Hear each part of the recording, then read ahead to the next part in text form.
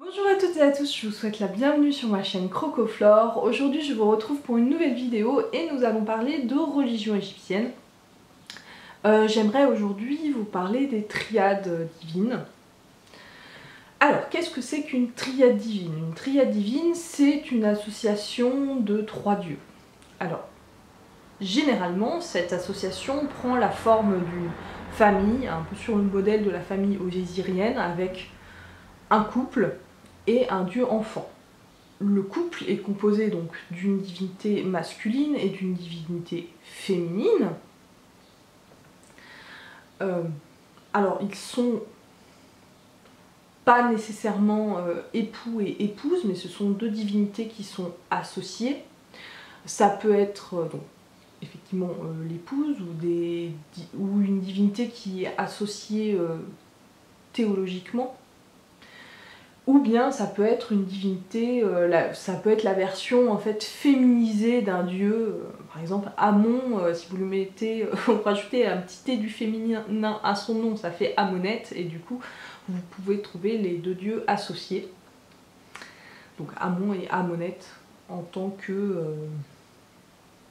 deuxième morceau du couple. Donc ce deuxième dieu compagnon, on l'appelle parèdre.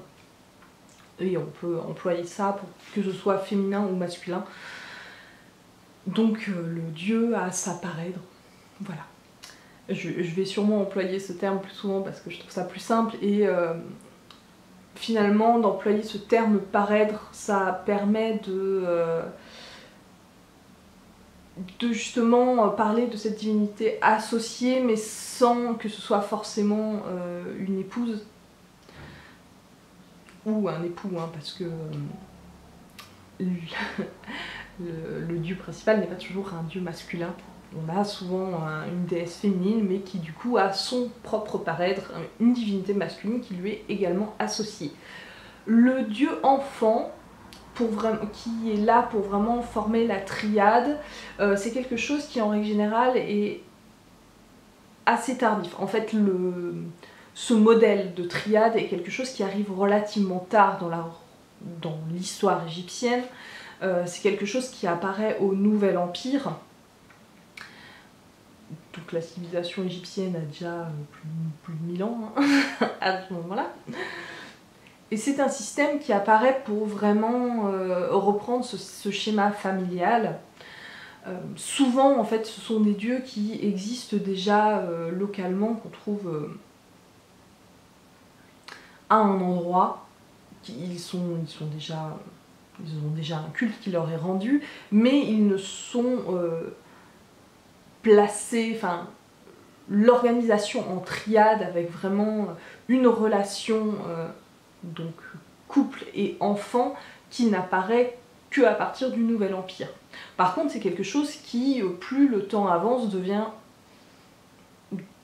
de plus en plus présent, et voire même pour des temples tardifs, vous allez avoir certaines triades qui sont constituées un peu artificiellement. Par exemple, la Komombo, donc le temple de Komombo est dédié à la fois à Sobek et à Haroéris. Je vous reparlerai de Sobek un peu plus tard. Mais Haroéris, c'est une divinité qui, à la base, fonctionne un petit peu toute seule. Et pour les besoins en fait de ce temple-là, on lui a créé une parèdre qui s'appelle Ta-Senet Neferet, ce qui veut dire la belle-sœur, donc enfin la sœur parfaite, donc c'est un peu l'épouse parfaite, et une divinité enfant qui est Paneptawi. Donc en fait, une triade est associée à un lieu de culte, et finalement un lieu de culte, on a coutume de dire en fait que le temple est dédié à tel ou tel dieu, mais il serait plus exact de dire qu'il est dédié à une triade, puisque dans le temple on va trouver bien sûr le dieu principal qui va être le plus présent et pour lequel celui dont la chapelle est dans l'axe du temple, mais toujours associé, vous avez la chapelle principale, donc la chapelle centrale qui est la chapelle du dieu principal, et de part et d'autre vous allez avoir sa parèdre et le dieu enfant. Alors, je vais vous citer quelques triades célèbres. Donc, bien sûr, vous avez la famille osirienne, donc avec Osiris, Isis et Horus comme dieu enfant. Vous avez la triade thébaine qui est très très répandue parce que c'est la triade thébaine, donc celle qui est présente à la fois à Karnak et à Luxor. Vous avez le dieu Amon, la déesse Mut, et comme dieu enfant le dieu Ronsu. Vous avez également à Memphis, vous avez le dieu Ptah qui est associé à la déesse Sermet, et leur dieu enfant c'est Nefertum. À Edfu, vous avez Horus qui est associé à Hathor et comme dieu enfant c'est Arsomtus. À Éléphantine, vous avez Khnum et Satis comme couple. Et Anubis qui est le troisième membre, qui elle a un statut un peu particulier parce qu'elle est à la fois, parfois présentée comme le dieu enfant de la triade, mais également parfois présentée comme seconde parèdre en fait du dieu Khnum. Et donc là je vais commencer à vous parler un petit peu d'exception parce que ça c'est le modèle classique qu'on retrouve le plus généralement, mais vous avez certaines triades qui existent et qui ne fonctionnent pas du tout sur ce modèle familial. Je pense par exemple à la triade héliopolitaine où vous avez Répri, Ré et Atum, les trois sont associés parce qu'ils forment, chacun représente un aspect du soleil, donc Répri étant le soleil levant, Ré le soleil au zénith et Atum le soleil couchant. Alors pourquoi est-ce que je vous parle des triades aujourd'hui? En fait, je trouve que parler des triades, ça me permet de parler d'un aspect important de la religion égyptienne. C'est que la religion égyptienne est quelque chose de très ancré dans le local. Je m'explique.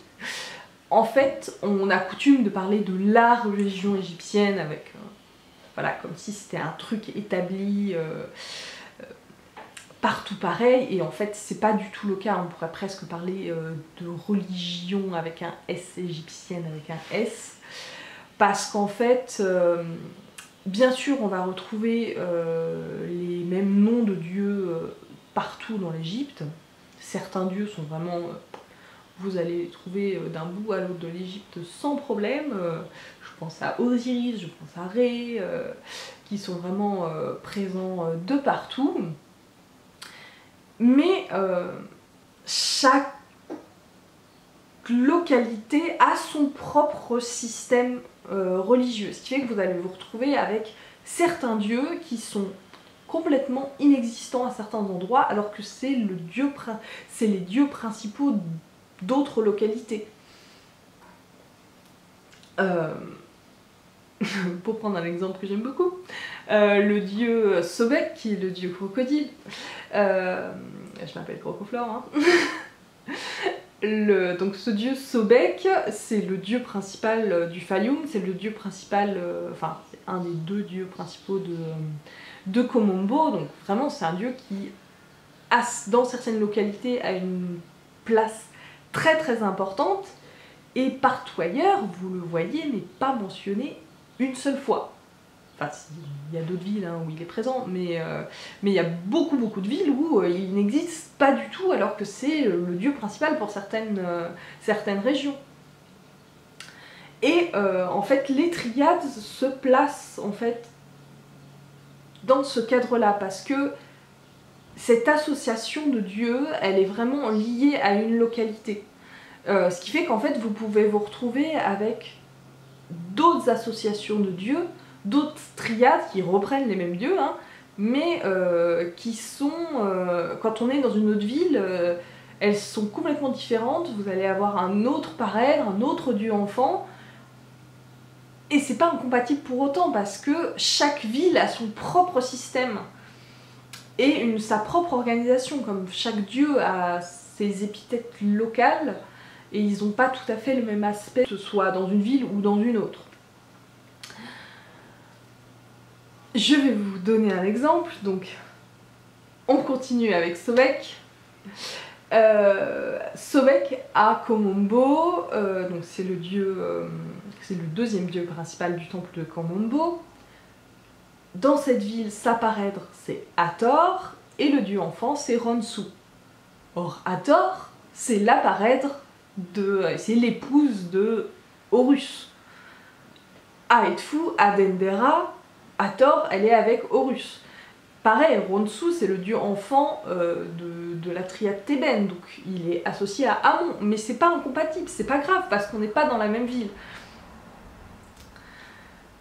D'ailleurs, Hathor, enfin vraiment, si vous regardez son nom, la manière dont son nom est écrit en hiéroglyphe, donc c'est Ut-Er, c'est la maison d'Horus. Enfin vraiment, le hiéroglyphe, c'est un plan de maison avec un faucon à l'intérieur, donc c'est vraiment, elle est associée à Horus, même dans son nom, c'est vraiment l'épouse d'Horus, mais c'est pas grave, parce qu'on n'est pas dans la même localité, l'un n'empêche pas l'autre en fait, ce n'est pas incompatible. Au contraire, par contre, des fois, d'avoir la même triade, ça permet de faire des liens entre deux villes. Par exemple, Edfu, donc la triade, c'est donc Horus, Hathor et Arsomptus, et en fait à Dendera, c'est Hathor la déesse principale, mais son parèdre c'est Horus, et le dieu enfant c'est Arsomptus. On a les deux triades qui sont les mêmes. Et vraiment, ça marque quelque chose d'important parce qu'on a un réel lien théologique entre ces deux centres religieux en fait, avec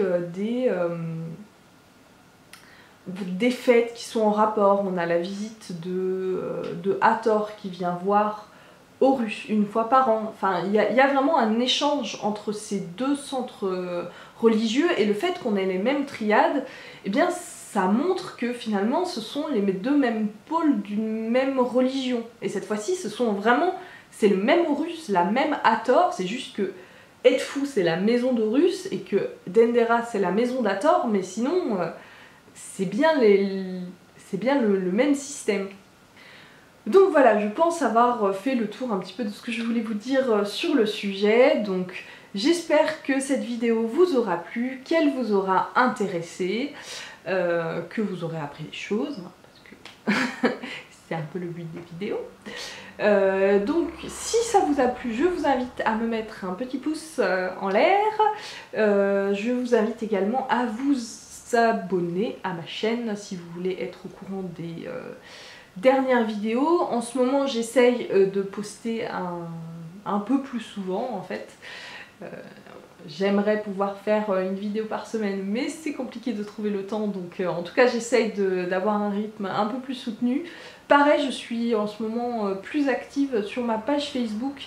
J'ai également créé un compte Instagram, donc si vous voulez me suivre là-bas, en ce moment je poste une photo par jour si je n'ai pas de vidéo à vous partager, une photo d'Égypte. Et donc j'aimerais bien aussi vous retrouver là-bas. Donc eh bien je vous souhaite une bonne journée, je vous dis à bientôt pour une prochaine vidéo, et d'ici là portez-vous bien. Salut!